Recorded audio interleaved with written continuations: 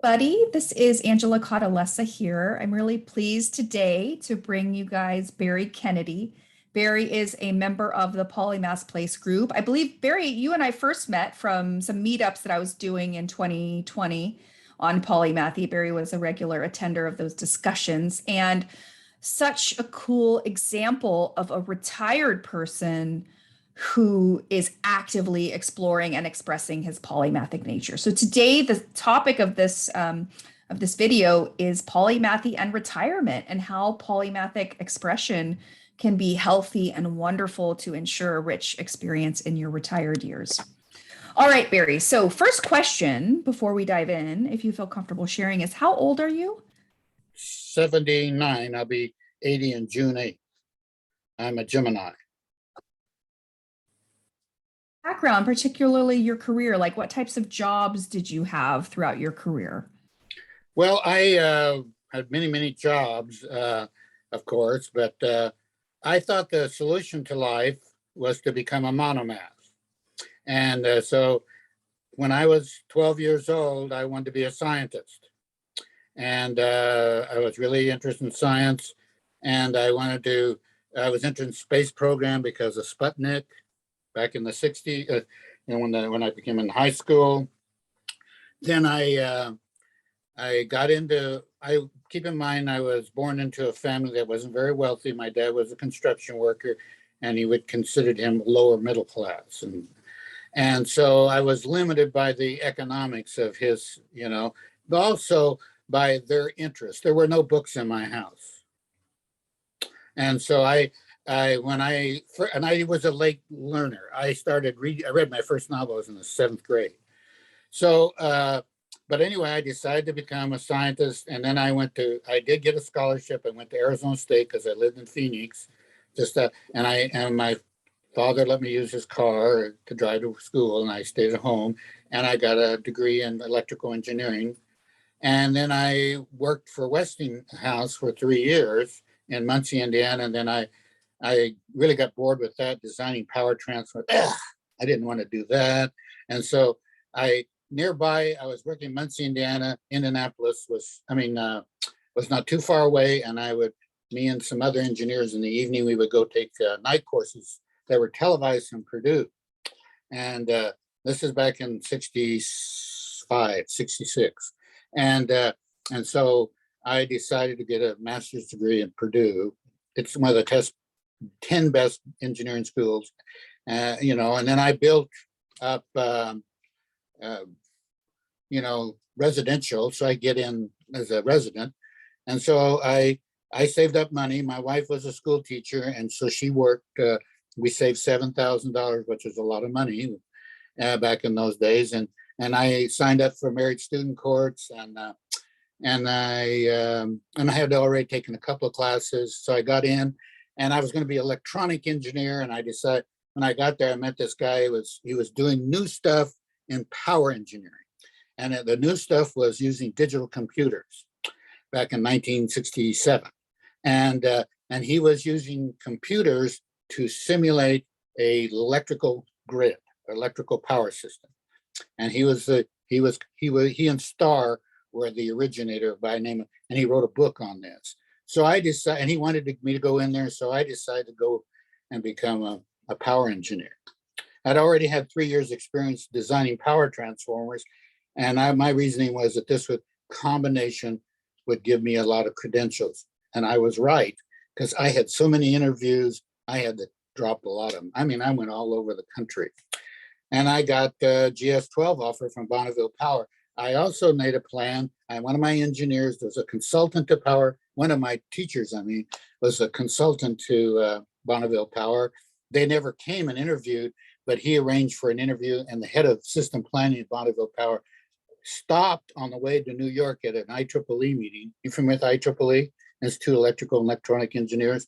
And he interviewed me, and they offered me. And he says, "Oh, Barry, you got any other offers?" And I said, "Yeah, I got one from Commonwealth Edison." He said, "Wow. Well, how much did they offer you?" And I said, "Well, I wasn't going to go to work, but I picked the one I got the most money from offer." And then he offered me a GS-12, which is pretty good starting out. And I said, and I'd never been to Oregon. Keep in mind, I was raised in Arizona and I was born in Missouri. And but anyway, I did a lot of research. Now, Oregon is the place I want to go, and I've lived here ever since. So that's what I started out to be electrical engineer. But I noticed that your background is in Christian schools. So I, in 1972, received Christ as my personal savior. And then as anything I do, I go into it 110%. And so I started going to Bible school. I started going to seminary, and I wanted to become a pastor. But my wife said, no, no, no, I don't want to be a pastor's wife. And but I learned a lot of Bible in the process, and I taught Sunday school at all levels. Okay. And so I was already showing polymathic interest. Okay. So fast forward into maybe 2007, I got married. Backing up, I got married right after I graduated from college from Phoenix, Arizona State University. Helen, her name was Helen Sargent, and she lived in Mesa, and she became a school teacher, and we had our first child while I was going to school. We got there early in the summer of 1960. Let's see, it would be 1967, I think, and we had this marriage student court, and I was having trouble with one course I was taking, so I dropped it, and we had nothing to do. But guess what we did a lot of? And we had a baby as a result. And so we had our first child when I was at Purdue. And but anyway, the combination of those two, being a transformer engineer and also being and getting a master's degree, specialized in power systems, I was, really, I had real life experience coupled with academic experience that really made me valuable. And I was only 26, So we moved to Oregon, moved to Portland, Oregon, lived there a year, and found a house in Sherwood, and I've lived here ever since, since 1968. So I tend to do things, and I really, really research it, but I stick to them. I don't tend to jump around. But it wasn't until I wrote two books, and one is called The Power Quality Primer. I wrote it just before I retired and after I retired, and it's about how to handle dirty power. I even have a chapter on what a surge suppressor does and what's inside it, okay? That type of thing. So it's about computers and how their sensitivity to power. And then I also wrote a book, guess what? Because I was interested in energy efficiency, I wrote a book called Energy Efficient Transformers, because I designed transformers, so I combined those two, and they're both McGraw-Hill books. But I found out, I'm really telling you this story because I found out when I wrote these two books, I was exhausted emotionally. And I had intended on my power quality book when I retired in 1999, February 1999. Am I talking too fast? No, you're doing good. You're doing good. Okay. So I have a tendency to talk too fast, and because I visualize all those things, and my brain is working faster than my mouth can. Okay, do you have that trouble? Sometimes, yeah, I do. Oh my gosh, yes, I do. Absolutely. Okay, and everything I do, I visualize. I do it before I do it. If I'm going to go upstairs, I visualize myself, and if I'm going to do 5 things, I visualize all 5 things before I do them. You know what, Barry, I sometimes have trouble with is I have so many different things. I'm like, I need to do this. I need to look up that. I need to get this information. And like, I can't, my fingers on the computer can't keep up with as fast as my mind. So I have that too. Anyway, back to you. So it sounds like you have a very technical background professionally as an engineer, and a very accomplished engineer, it sounds like, even having books published. I did workshops all over the world, and I did all over the country before I retired. And so I was, but I discovered, like I said, I was emotionally exhausted after I wrote my second book. And my intent was when I retired, was to do workshops on this book. And I did do one workshop on my first book in New Delhi in 2000. I got a free trip to India, and they paid me $3,200. And I also, I had really a lot of I like to make presentations. So I'm kind of a person that I like to work in alone in private, but then present what I've accomplished in public. And the most exciting thing I ever had in my life, one of the most exciting, is I wrote my first book in the basement of my bedroom, Energy Efficient Transformers. And I was going to New Delhi to talk about energy efficient transformers. And they wanted me to go talk to the utility down in Bangalore. I was in New Delhi and for almost a month. And so I flew down there. I didn't know the guy I was going to meet, but I had my book. And with thousands of people around in the Bangalore airport, he picked me up because he read my book. And I think the most exciting thing is to think that 5,000 miles away, somebody has read something that you wrote in your basement. I don't think you can think of anything more fantastic than that. That is pretty cool. Yes, it's cool. And so anyway, I think this being emotionally exhausted was a good example of my polymathic tendencies. Because I want my brain, once I had pursued something to the extent that my brain wanted to, it didn't want to do it anymore. Yes. Oh my gosh, Barry, this is resonating so deeply with me because I've written a book. It's going to be coming out in a few months. And right now I'm in the editing process and I just want to be done. I just want to move on. But yeah, it is sort of exhausting to have to keep looking at it. Okay. So then I came, so it leads to this. Sure. So this leads to the next thing. So in my wife, she had, bless her heart, she had congestive heart failure. She had COPD. She was asthmatic. She was a diabetic. And all this got worse as she got older. And then she finally experienced kidney failure in about 2010. So I started being her caregiver in 2007. And so we had 3 children. They all live in Oregon, okay, of various ages. And but we only have one child that has children, and that's my daughter. And she's the youngest. And she lived in Eugene, and she graduated from the University of Oregon. But here I was. We would go down to Eugene, and my wife was overwhelmed by all the problems she had.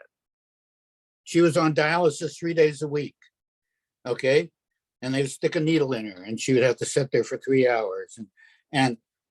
But my wife was my support emotionally. And I was driving down to Eugene on I-5 and she started crying. And I said, what do I do? Who do I turn to? She's my support and I have nobody supporting me. And so I came up with the idea. Nobody could support me emotionally because my emotions are so intense, I overwhelm people.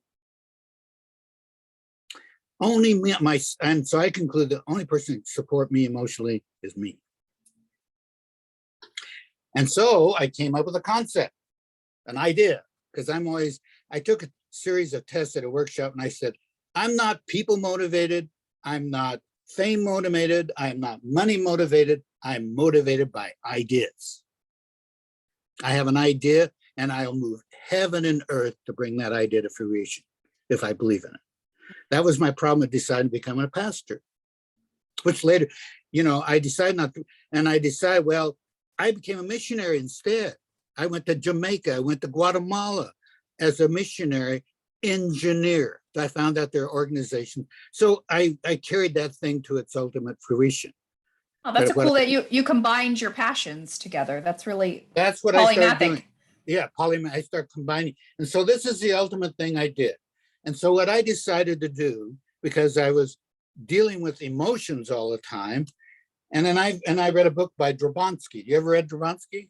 Theory of Positive Disintegration. He's from the 60s, and he developed this theory, and it's kind of like Maslow's theory of self-actualization. Mm-hmm. Hierarchy of needs. Yep. Yeah, but it's just not about hierarchy of needs. He said people that have these overexcitabilities have the greatest potential for reaching their full capability and changing the world. Because you know what Gandhi said, make the change in me that I want to see in the world.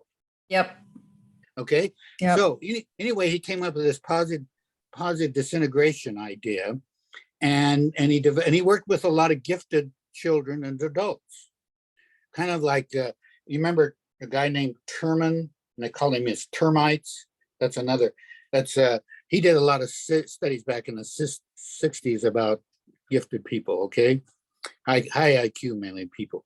So anyway, he came up with this theory, and he identified in these individuals, and he doesn't, and I have to be careful. These are not necessarily all gifted people, or there are gifted people that don't have these things, and but most gifted people have 80% of them have these 5 overexcitabilities. Now he was a Polish person, and so everything he wrote had to be translated into English. So the word overexcitability is often called super stimulated. But anyway, the 5 of them are imaginational, emotional, sensual, intellectual, and psychomotor. The last one is movement, psychomotor. I took a test. I have all 5. So I have 5 people inside of me, at least, if not more. And I found out I would focus on the emotional part, and the imagination will be neglected. I focused on the intellectual, and the emotional will be neglected. I had to create a system where all of these work together for me to be a fully functioning person. But the process of positive disintegration is getting rid of all the things you learned from society and your parents, and learning the things that are you rather than what they want you to be. That's what the positive disintegration is. And it's like a mountain. A lot of people are at the bottom of the mountain going around and round and round. But the people that really develop are the ones that disintegrate all these things. And then when you have a psychosis, it's a positive thing because it drives you to change. So anyway, I read all this. I read these books, every one of his books and articles and everything. And there it turns out to be a Facebook page that I belong to that's about him. And my first presentation after she died was at one of their conferences. Anyway, so backing up, beep, beep, beep, is I came up with this idea that would allow me to all 5 of these things together, but use my expertise. Because the key to being a good polymath, in my mind, is to go in depth to one thing, like your mole drilling down into the ground, and then next thing you do, you tunnel.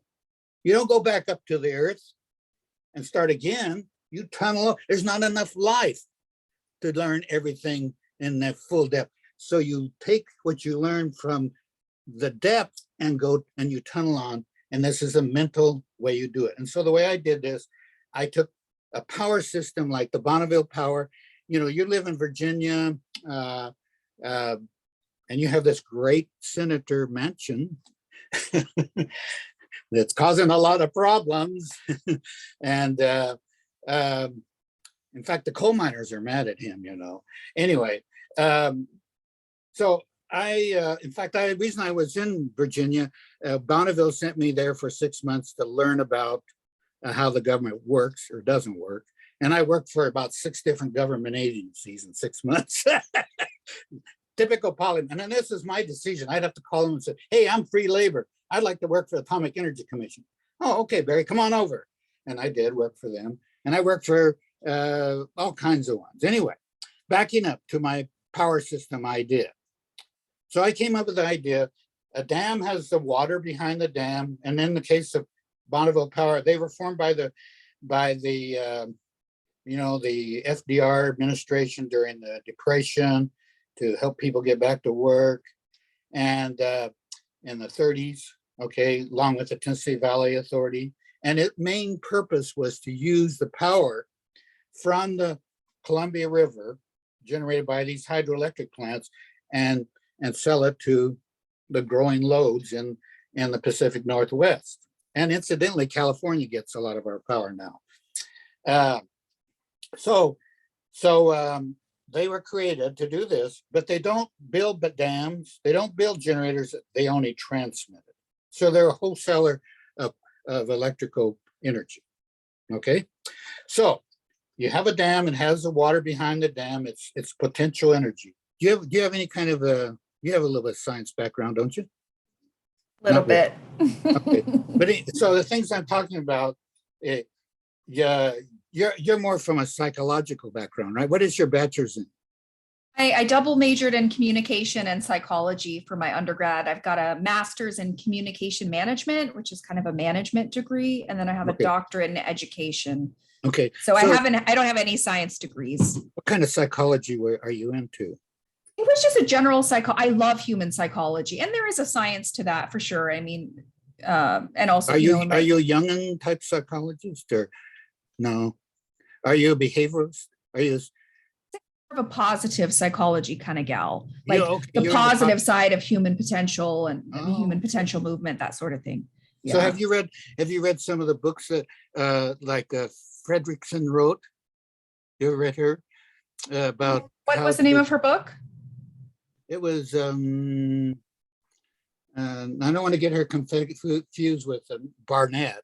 Barnett wrote a book. It's about emotions can be made, and Fredrickson, she was about positive and negative emotions.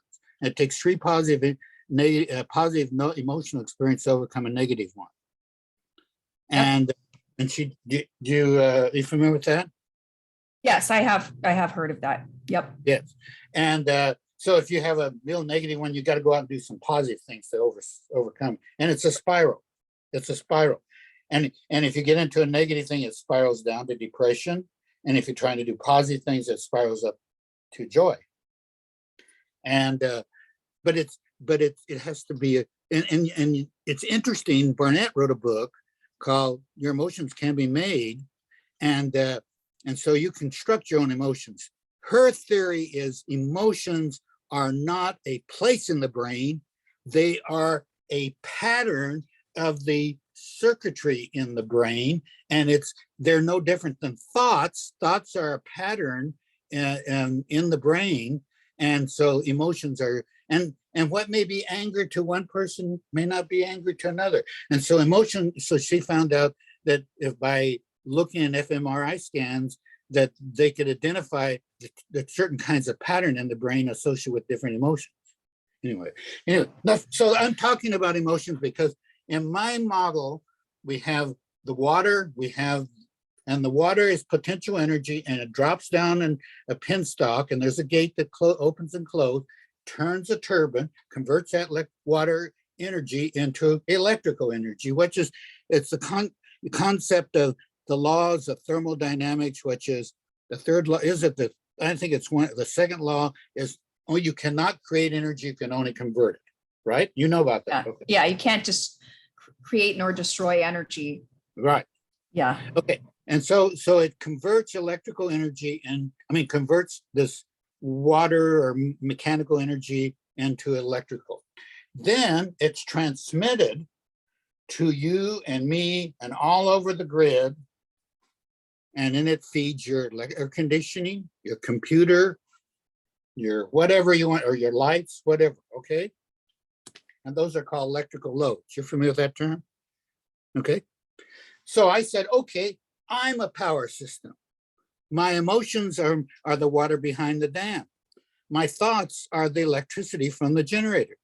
My nervous system is the transmission system. And my limbs and my organs are my loads. Interesting. Yeah, that makes a lot of sense. So that leads to my first painting. And let's take a look at it. Okay. And I think this is really important to help understand and so I painted. So what I did is I treat paintings.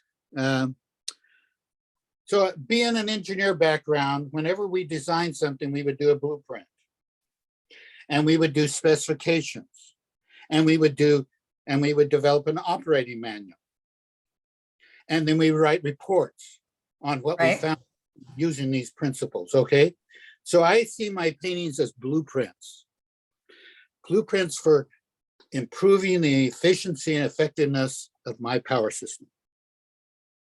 And I see my poems as my specifications for improving the operation. then I see my I journal. I have 7 journals each day. I don't do all of them, but I usually do 4 or 5 of them. Okay. One of them is yoga. Right. I just want to, like, for anyone watching this, I want to make it explicit too that so you have this very sciencey, technical, professional background that was the bulk of your professional focus in your career. But Yes. you also have this other more artistic side where you write poetry, you paint, you do yoga. Are there any other highlights of sort of your hobbies that you've had over the years that you want to highlight for anyone watching this? I dance, Dance. Mhm. and I did when I was in high school, but I really picked it up recently. I I was giving piano. I was having my children taken into piano lessons, and so I started learning to play the piano.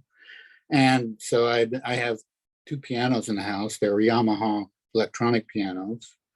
It's and Then I write books.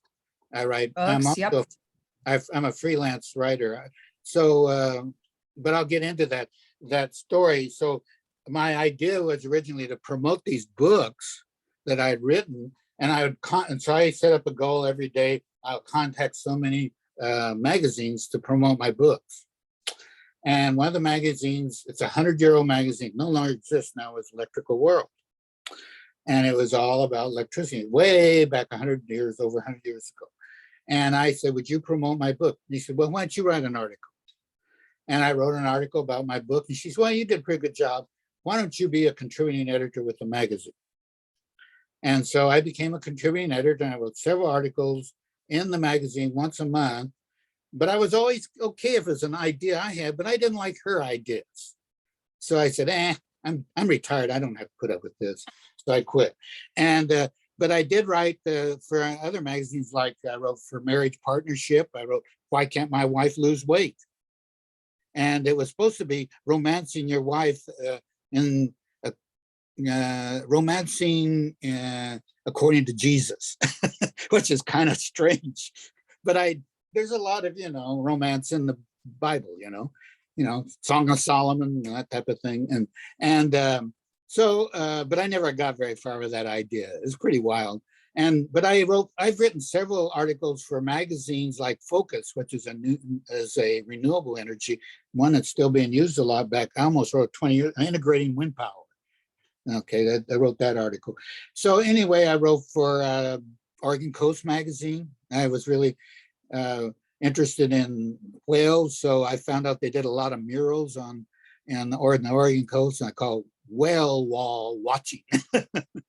And so even now, I'm writing my memoirs, and I just made a proposal to the Oregon Humanities to write a book called The Art of Caregiving, and it's about how I connect my caregiving by connecting it to nature through art.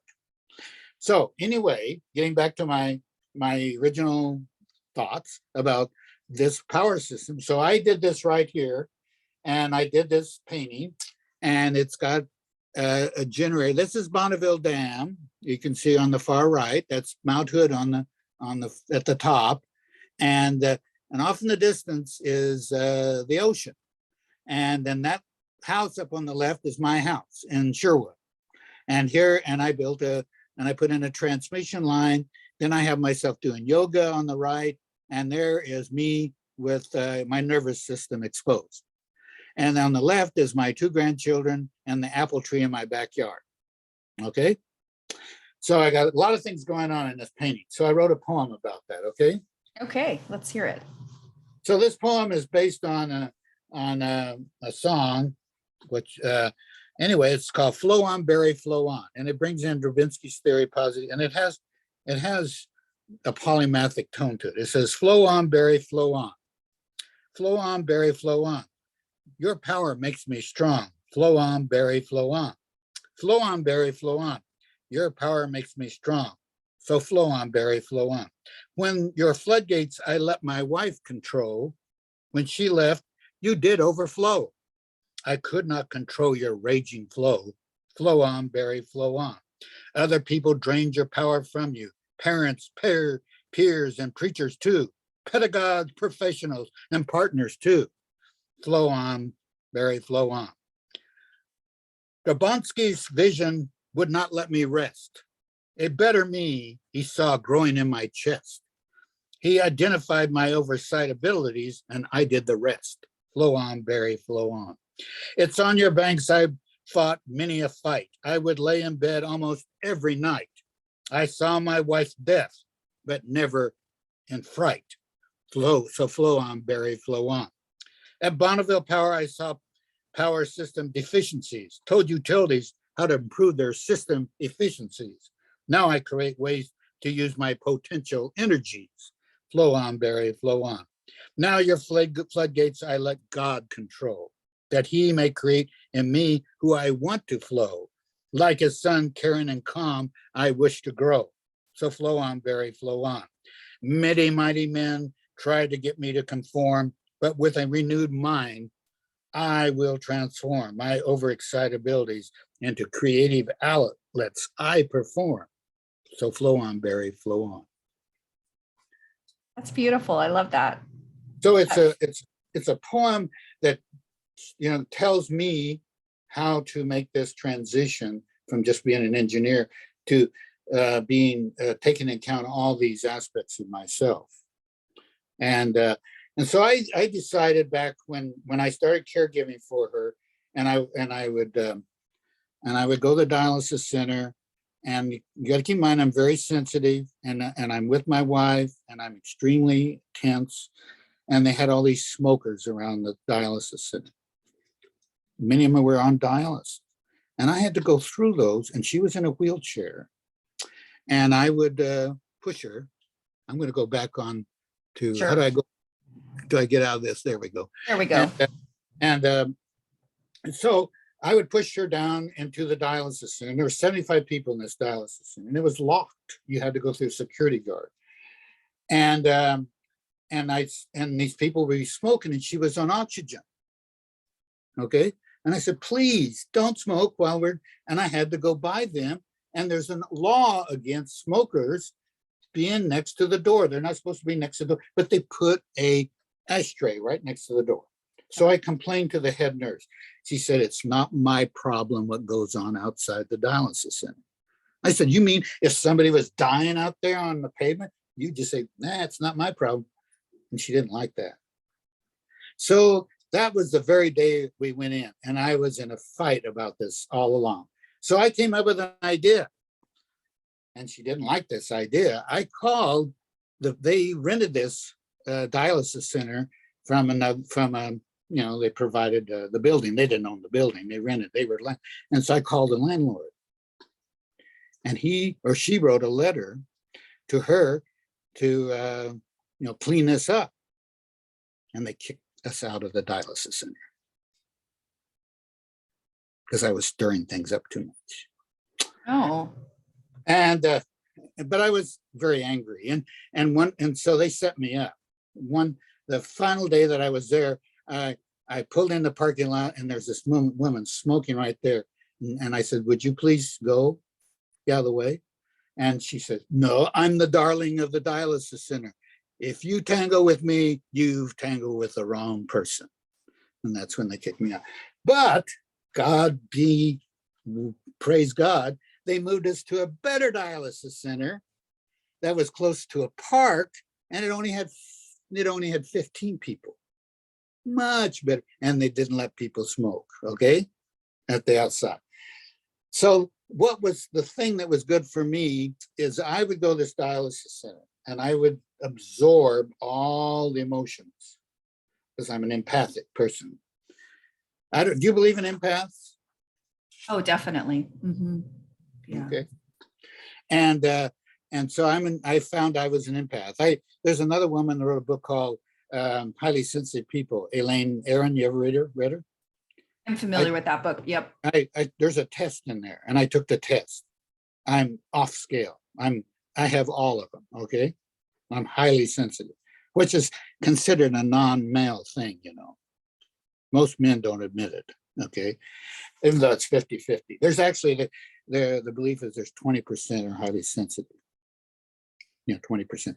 And then on top of that, I'm also a sensation seeker, which makes it kind of interesting, doesn't it?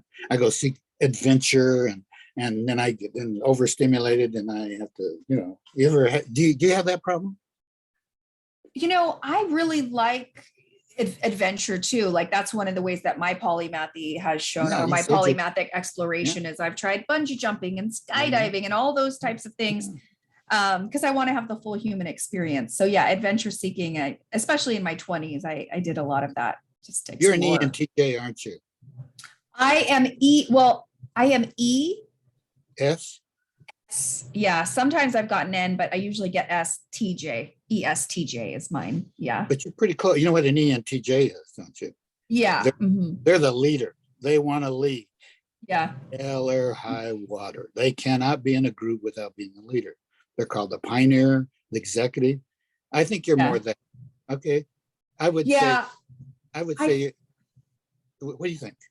Yeah, I think, the ESTJ I think is probably a little bit more my style. The S is more like, do you base decisions in facts? Are you more about facts and tangible, and It's or the are you moment. more or are You're you more, more of an N, an intuitive sort of going with the flow of things more? And I think I'm a bit more of the on the S concrete side, yeah. probably. Well, But I'm borderline.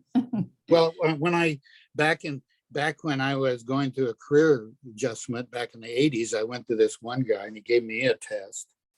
He said, I'm an ENTJ. But it all depends on the situation. I become Sure. extrovert if I'm in a situation where I'm encouraged, but during the pandemic, I fall back INTJ. Okay, and and as I get older, I kind of like the INTJ part of me. But my wife was an ISFP, so she was So it's a everything. feeling and a perceiver. Yeah. She was everything Introvert. I wasn't, and I was everything she wasn't. Oh, He did a interesting. scale, and she was on this side, and I was on this side. And she says, "How can you live together?" And I said, "Love." Yeah. Oh, that's so sweet. How you talk about, is it Helen?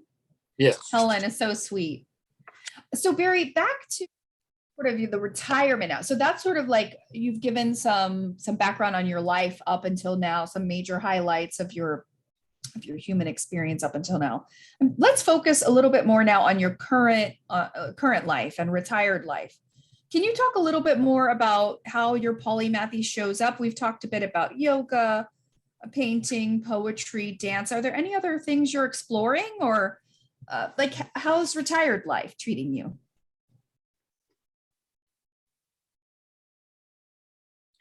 Retired life is fine. It's people Yeah. I have problems with. Uh, it's my problem is this, and maybe you being a life coach can have a solution.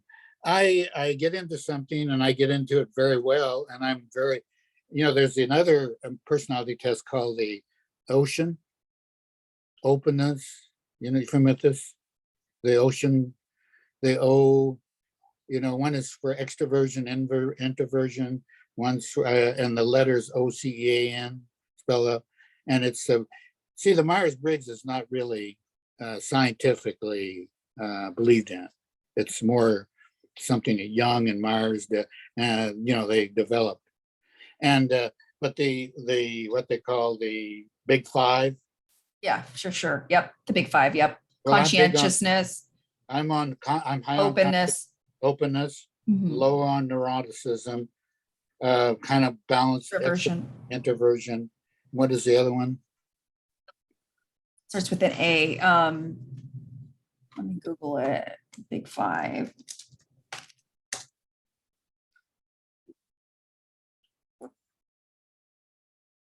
Openness to experience, conscientiousness, extroversion, agreeableness, and neuroticism.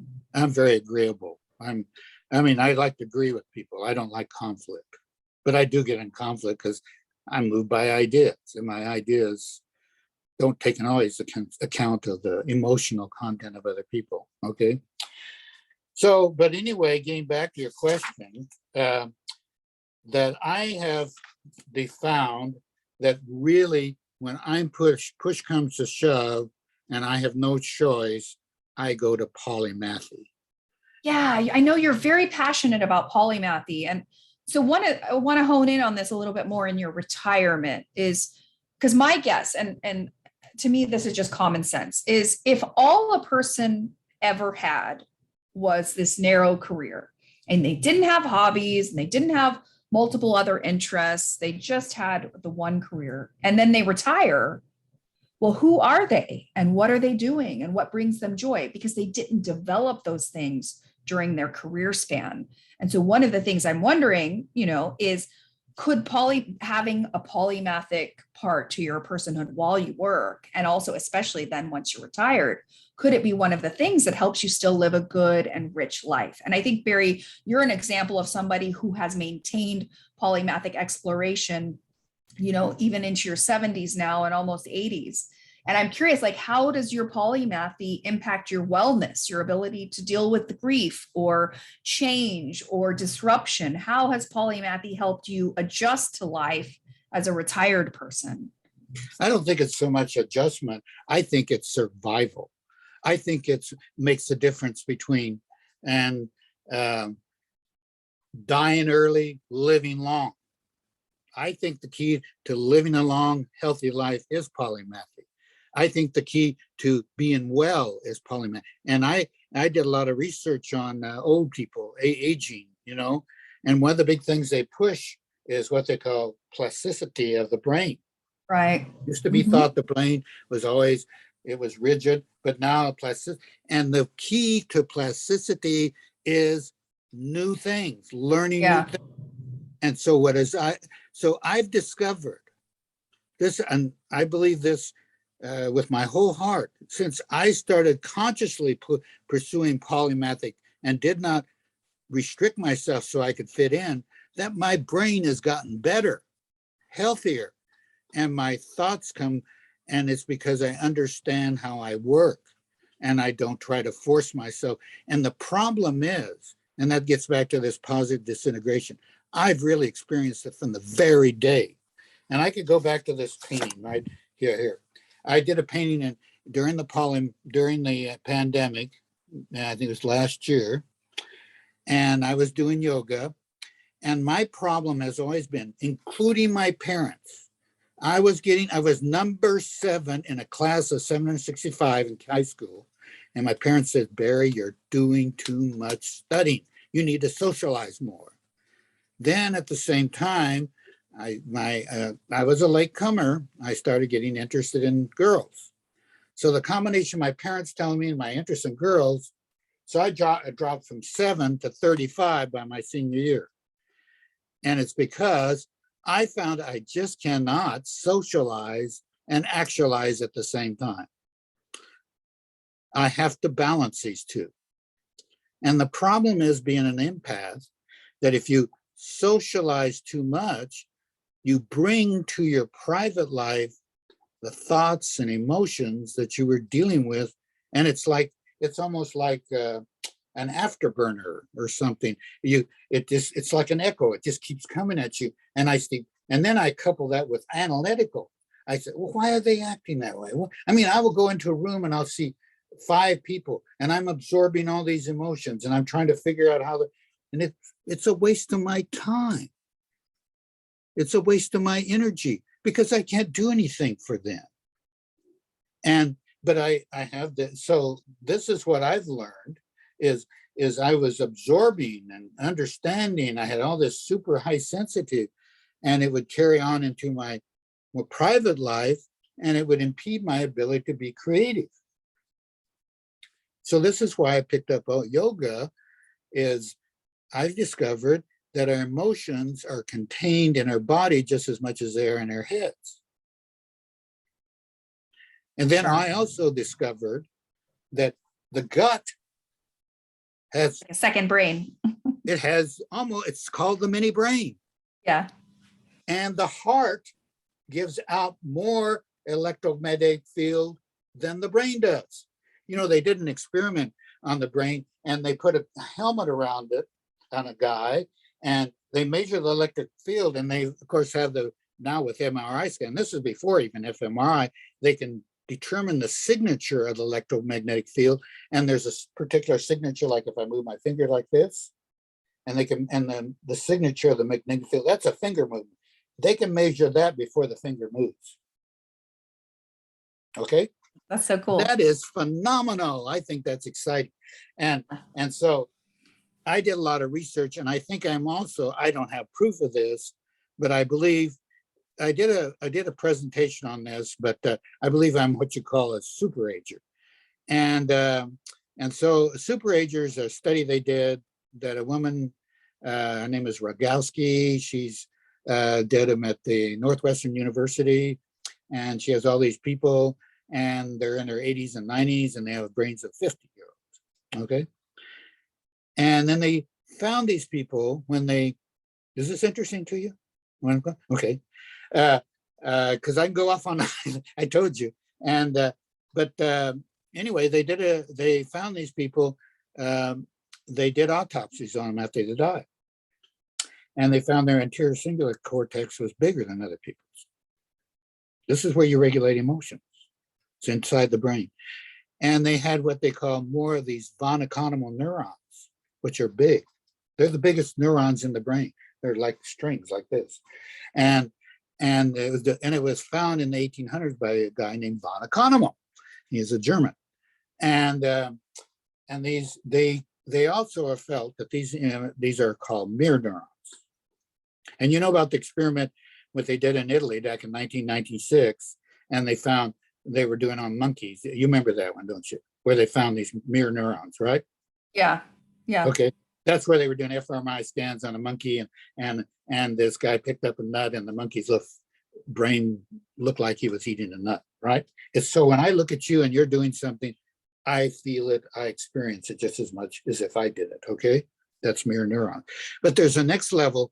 There's what they call touch synesthesia. You ever heard of that? That's where if you touch something, I think I'm touching it. And it's a synesthesia. Just like a synesthesiac also can mix up sound and sight, and they see what they hear. Right. Yep. So fascinating. And yeah, and I think tendencies that way. So at least the touch synesthesia part. And so I had this all my life, and so I've been exploring these things. Like I'm my own guinea pig, and I try different things. Like when I'm doing yoga, they say ground. What is grounding? They talk about what is it? In engineering, it is sticking a pole in the ground, literally, and you ground it. And I think there's some close similarities because they did another experiment on a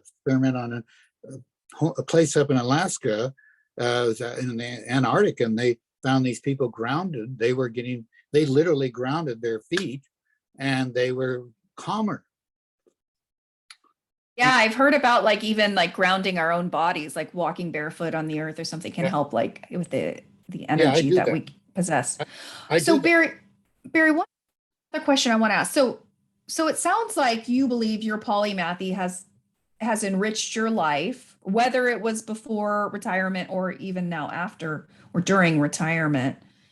If you didn't have your polymathic explorations in retirement, what do you think retired life would feel like? What would your experience of life itself be if you didn't have all these different interests and passions? Question. And so my philosophy on this is that we are all polymaths.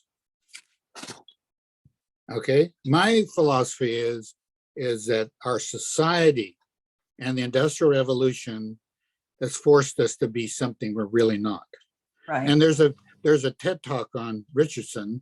He does a TED Talk on education and how they destroy the creativity of children through the education because it's built on a factory model. Yep, cogs in wheels, assembly line, and silos. You see, and that's the problem. Is I'm a product of that. I bought into that, and I thought the way to succeed was to be a monomath. And so as a consequence, I did a painting and I did a poem about that, and I'll just show you that because I think it really fits. Because I think we're all polymath, but the difference between me and the rest of the people, I'm the canary in the coal mine. I'm more sensitive than the average person, so I exemplify what other people are able to suppress. I think that So I've discovered through, because going through grief and all this and retirement and all this, that I have been forced to be a polymath in order to survive because of my unique makeup of my brain and body. Whereas I think everybody, so I've come up with what I believe is, because I've gone through all kinds of therapy. I've been through cognitive behavioral therapy. I've had art therapy.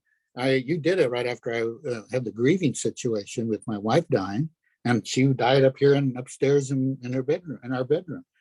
And I was there at the very end, and the last words were, says, "I love you, Barry." And I wrote a poem about that too. So I won't let her die. And but anyway, and I did a presentation at a Dubinsky conference in 2016, Positive Disintegration Through Loss of a Spouse. And I made my presentation in San Diego. It's called Be a Super Ager by Mastering the Power Flow of Your Mind. So I think the mental illness, and that's what, there's another saying that who should judge by a society that is creating mentally ill people by the very nature. So the culture we live in is designed to make you sick. Okay, I'm taking a very radical, and I think we're all polymaths because our brains are not monomathic. Our bodies are not man. We have, I mean, God didn't give us just eyes to look at. He didn't give us just brains to think. He didn't give us emotions just to feel. He gave us all those things. Right. And in my case, they're on the extreme end, like a canary in a coal mine. I'm breathing that poison air, and I said, no, I'm not gonna. And I'm squawking like a canary, and I'm saying we need to all. And so I've come up with a polymathic method of therapy, and I call it integrated creative polymathic therapy. And I think all therapy should be based on the needs of the person, not some theory or some model.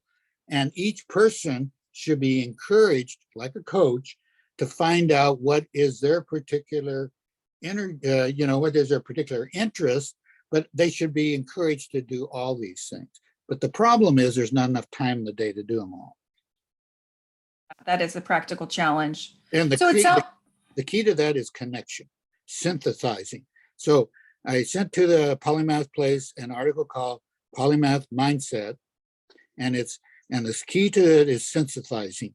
And so I have the ability as an intuitive, I can jump from analytical to synthesis. And I have a brain that this is another characteristic I have, is most people, when they're daydreaming, they can't plan. And most people can't plan while they're having a daydream. I can do both at the same time. Can you? Dream. And I love to plan. Yes. And we're after 2, but we're approaching the bewitching hour. It's 10 after 2, and we started 1:15. So can I read you this one poem? Yeah, please do. Go ahead. Because that's a key of what I'm trying to say. And Okay. and I'm going to bring up a painting here too, to go with it. And because I really, really am very passionate about this, because I don't think the key, I know you're pursuing polymaths, and you're seeing how they can fit into retirement and how they can fit into the workplace and all this. But I think that's reverse. It's not about how they fit into these things. It's how getting these things to fit in them. And these things, retirement, work, were all created by the industrial age. Yeah. Incidentally, and retirement was created by a German, what is he, back in many years ago, and the age 65 is totally unrealistic. I retired when I was 56. I retired. I didn't leave because I had to. They didn't want me to leave. They did everything to keep me from leaving. I wanted to leave because I was tired of people telling me what to do. Okay, so I'm going to bring up this picture here, and if I can find it on my let's see. I have and it shows 4 of me, and let's see and let's see, manage. I'm going to bring this up here. So I think the key of, and I have just two last things I want to say, and I'll bring them right up. So this is it coming up? I think you got to share your screen still. Yeah, oh yeah, I know what I did wrong. Done. There it is. There we go. So this is what I think the key of it all. So this is based on this poem, The Polymath Path, I call it. My fruit were the grapes of wrath that became the grapes of, no, my fruit were the grapes of math, as being an engineer, that became the grapes of wrath, because I was angry that I was restricting myself to only one thing. My brain didn't want to do that. My nervous system didn't want to do that. Mm-hmm. So because I am an empath, I choose the vine to wine path. So I came up with a metaphor that we're like a vine. And there is a Bible. Do you know much Bible?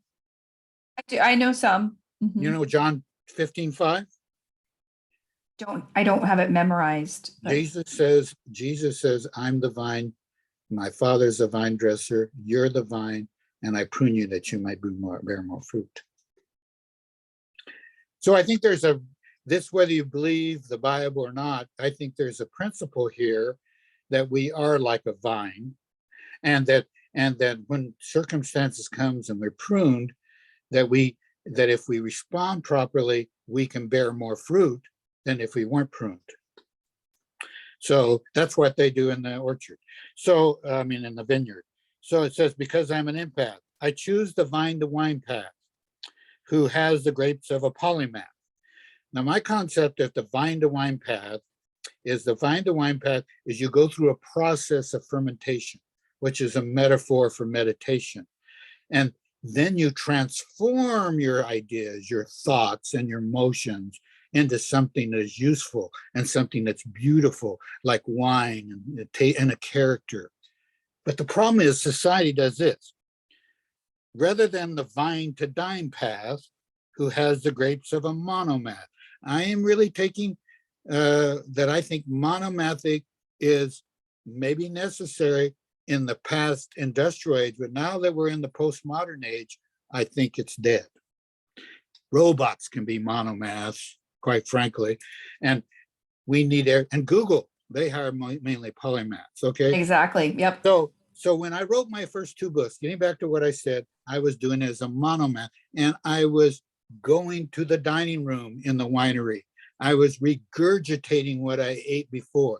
It wasn't anything new or refreshed. But if I go to the winery itself and I transform my thoughts and feelings through my personality, to my experience, then I become a polymath. And I think that's what it's all about, is I think, and that's what I'm working on my native paint, we are a power system. You can choose to restrict yourself to what other people say you should do, or you can be the full gamut of your capability. Yeah. And I think we all have that, because I read that everybody needs to paint or be creative in their retirement years if they're going to live long and not have Alzheimer's. So we get back to the concept of super agers. These are people that are always stretching themselves, trying new things, learning new things. It's what you do. That's what the basics of polymath do. They are designed to live longer. What causes them not to live longer is society is always criticizing. And I go into a group right now, I'm writing a book. It's called My Healing Journey Through the Oregon Country. And it's about my experience of being a polymath and taking care of my wife and how I dealt with that. But I go and try to find a book and a publisher that wants to have both paintings, poetry, and prose. They turn up their hands and say, no, I just do text, or I just do painting, you see? And so anyway, before you want to cut off, can I read another poem that ended? Oh, and it's about being these are all polymath. So I did these poems, incidentally, before I met you, before I even knew Polymath. And the reason I went to Polymath Place is I still do belong, Willamette Writers. I was trying to write a book. And I went every Saturday to their meetings. They had a coffee meeting, and this one guy started lighting it. Oh, you're a genius, Barry. You know everything. You could do everything. You do all these things. And I said, I am through with this. Because what happens in a group, the worst acting person, because they let get away with it. Nobody stops them. So I started searching for a group that fits me rather than my trying to fit into a group. Okay. There you go. And that's how I found you guys. So I just Googled it or went on Facebook and said, hey, Polymath, what the hell, you know? And Yeah. So that's how I found you guys. It wasn't, I mean, I would never do these things unless I went through the effort. And so this is called Life Spiral Flow Path. And it kind of fits in, here it is. This is a painting it's based on. And so this is a concept I'd like to end with. I looked at my past and did the math. My life's growth was not a linear path. It's the spiral flow path of a polymath. I no longer climb the path of a monomath, or I'll end up in the same place as before. So you see on this tree, there's a spiraling stair. That's the symbol of what I'm talking about. I got smart one day and turned a corner. You see, I'm turning a corner. And I say, I let go of the life I could not control. That's positive disintegration. That's when my life spiral began to flow. I left behind people and places that didn't grow. And my father died at 76, and I'm 79. My sister died at 72. And my mother lived to be in her 80s, but she died because she was developing Alzheimer's and she didn't know how to take care of herself. But so why am I different than these people? Why am I living longer than my parents, my siblings, my relatives? Not only longer, but healthier. What is it? It's polymathy. It is who was the guy that found the fountain of youth in Florida? Oh, Ponce de Leon, I think. Yeah, it's a Ponce. You're the Ponce de Leon of polymaths. Okay, let's see. I spiraled. So I go to say, I spiraled up doing what I love, learning to climb to the light above. I let my light shine bright. I meditate with all my might, practice love and being kind. Positivity has changed my mind. Live my life God's way. He gives me joy every day, brings peace to my heart as I learn to think smart. I look down from my spiral stair, keep patterns I want to share, disintegrate habits that go nowhere. This energizes me to shine as I leave my immaturity behind. I go through flow to the top, make my life flow nonstop. Okay, so that to me is what polymathy is all about. It's being who God made you to be. I took a test. There was a guy wrote a book and said there's two concepts. You are what society makes you. You are a product of your your birth rate or birth order or who you're born to, and then there's the other concept that God designed each of us to be special, and he designed us, and this concept I believe is more attuned to the concept of polymathy, is that each of us is designed different. Now, I'm not going to have the same skills or same interests as you are, but I'm going to explore all the ones in this short life that I can do. And what I learned is you do one thing and you do another and you do another, and pretty soon you connect them all together and you develop ideas that you would never have developed if you hadn't done all these different things. Yeah. Well, it sounds like for you, polymathy has added wellness, it has added joy. It sounds like it's been a comfort and for you through difficulty. Um, any, is that all right, Barry? Do you feel like that's all correct that polymathy has helped you in those ways? Come back on screen. Yes, and I think yeah, and I'm struggling with calling my book, My Healing Polymathic Journey through the Oregon Country. And they always say when you write a book, it should have place and as well as people. But my problem is this, is because I'm chosen a life that is not consistent with other people, the majority of people. And it is hard to find a group. It is hard to find people. So I found, Angela, that I find, as you said, as you're a life coach, and you were talking to this guy on YouTube, I was listening to it when I was taking a bath, and you try to encourage people, you try to find out their potential, and you try to help them, encourage them. That maybe I'm oversimplifying, but I find out my experience has been whenever I get under the tutelage of somebody else, it restricts me. Right. Okay. Yeah, you've got to find your own path for sure. So I found that, for instance, I had took yoga lessons for 7 years with a private teacher, and then after COVID came, she could no longer do it because we were, we were concerned about COVID. So Right. I created my basement into a yoga studio, and I bought a huge big screen TV. And then every night in 2020 and every night in 2020, I've been doing yoga. And I watch a YouTube, I started watching a YouTube video of a different instructor so I could learn all these. So I've done about, 300, 400 times different yoga routines.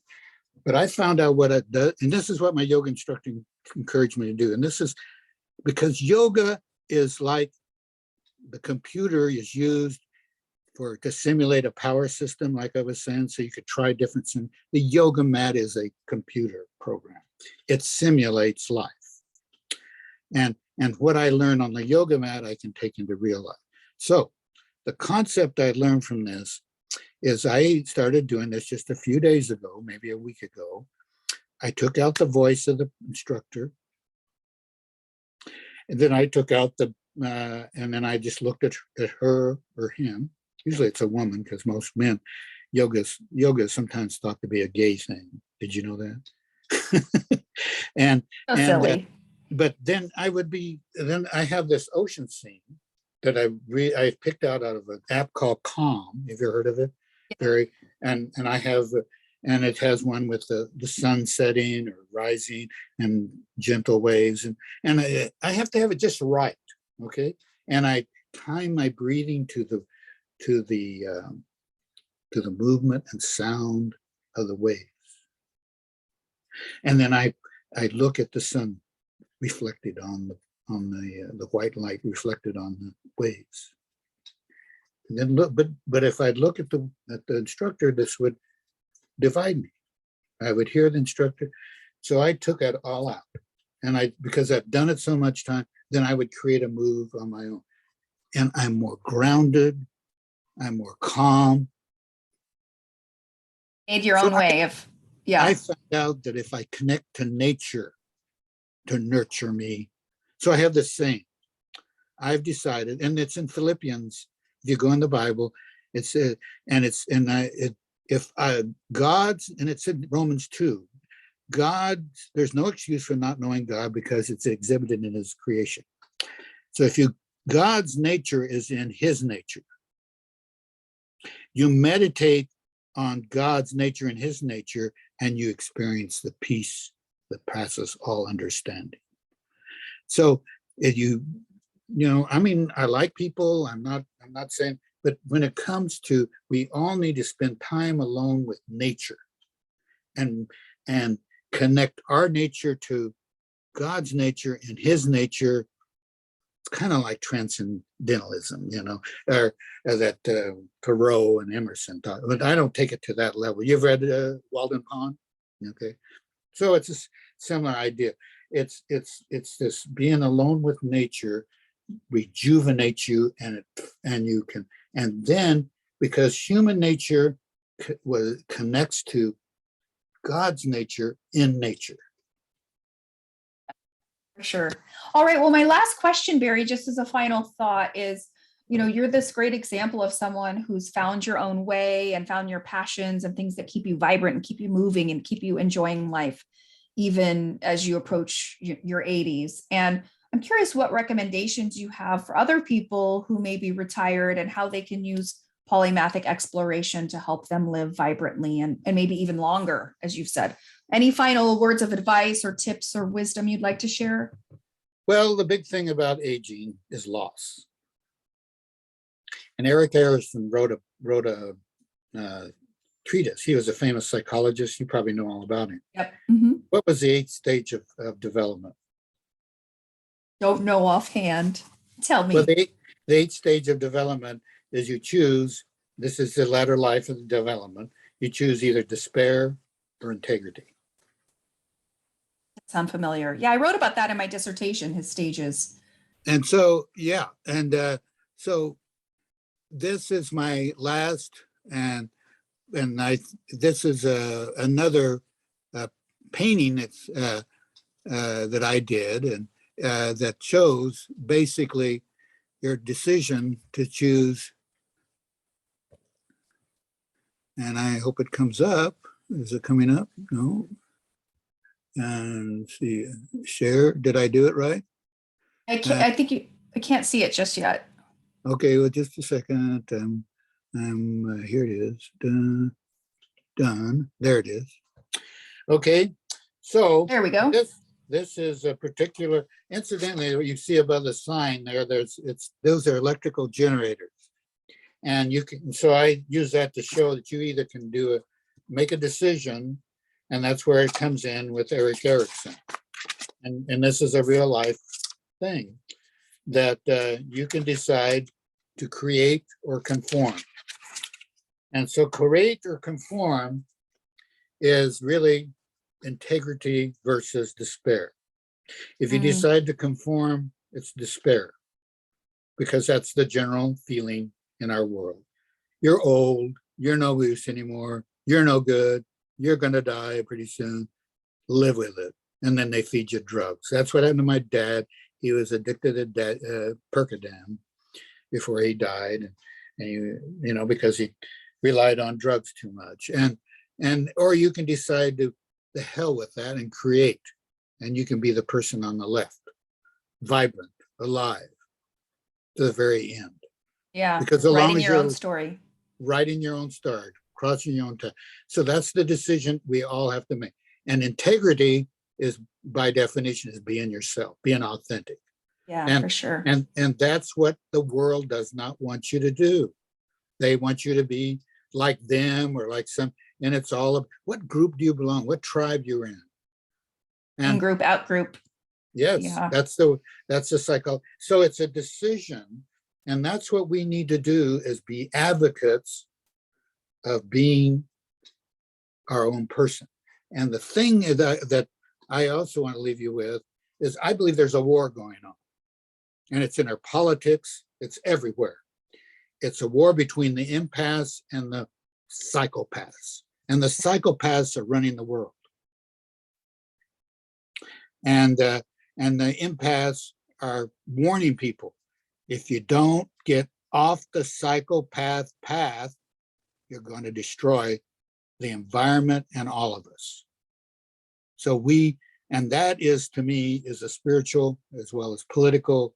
It's the war between the empaths and the psychopaths. And I think the empaths the polymath can be either a psychopath or they can be an empath. I mean, empaths can be also psychopaths. It's all what they choose to do. Do they?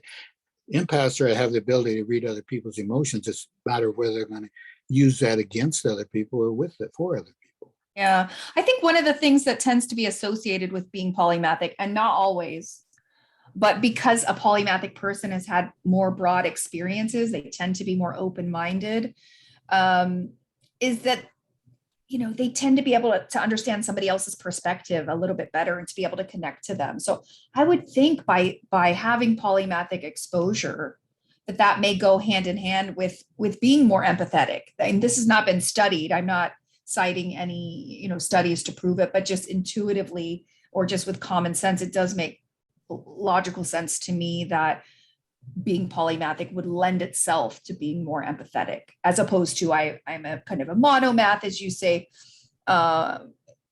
it just, I would imagine it's harder to connect and to see other people's perspectives when you've had narrow exposure, you know? Well, that's, I think they both feed each other.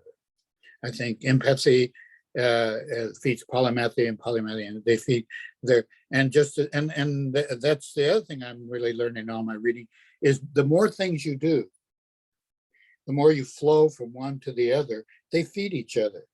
So creativity begets creativity. So the more things you see that are common, and most of them, whether you're doing painting or poetry or playing a song, or, they all have a story.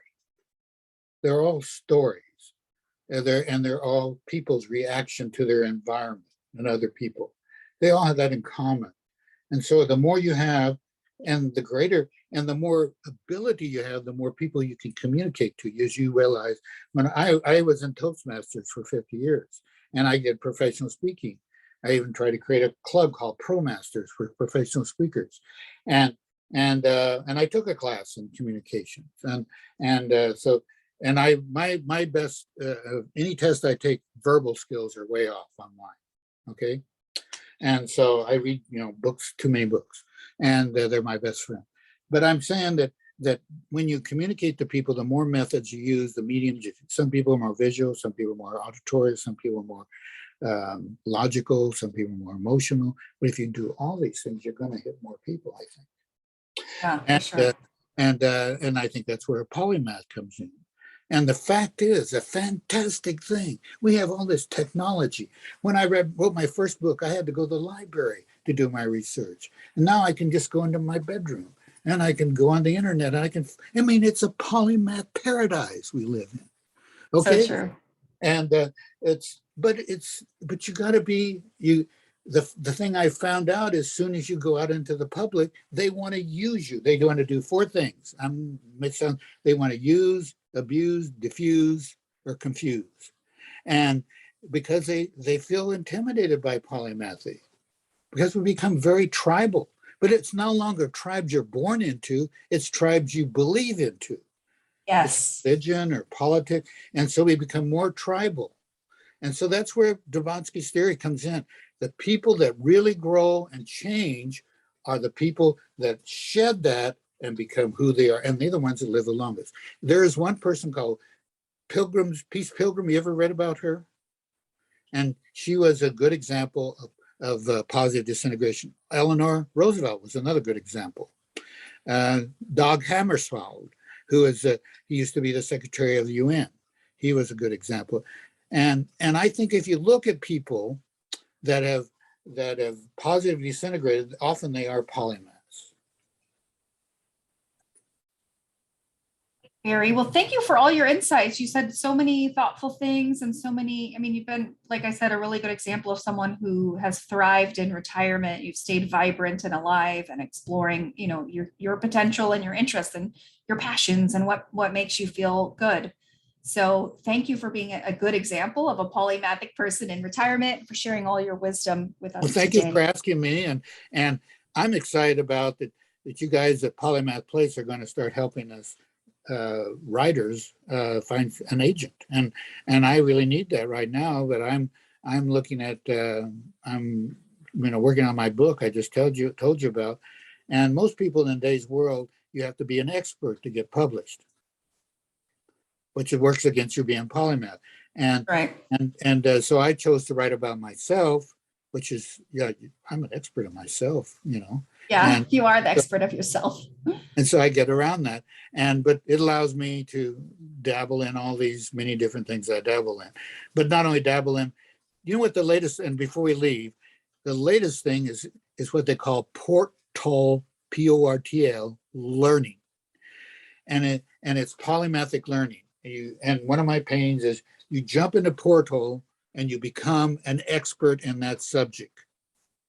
You immerse yourself in it, and you move on to another portal. It's called portal learning. And I think that's polymathic learning. So the Yeah. difference is, just leave you with this thought.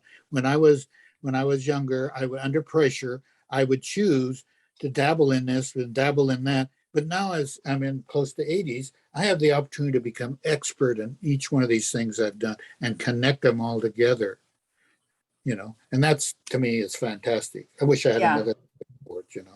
I Uh, know. I know. Gosh, I had a feeling if you could live forever, you'd have so much fun exploring well, maybe in all of your heaven. I will. humanity. Maybe we will. All right. On that note, thank you so much, Barry, and Bye. everyone watching this. I hope you enjoyed it.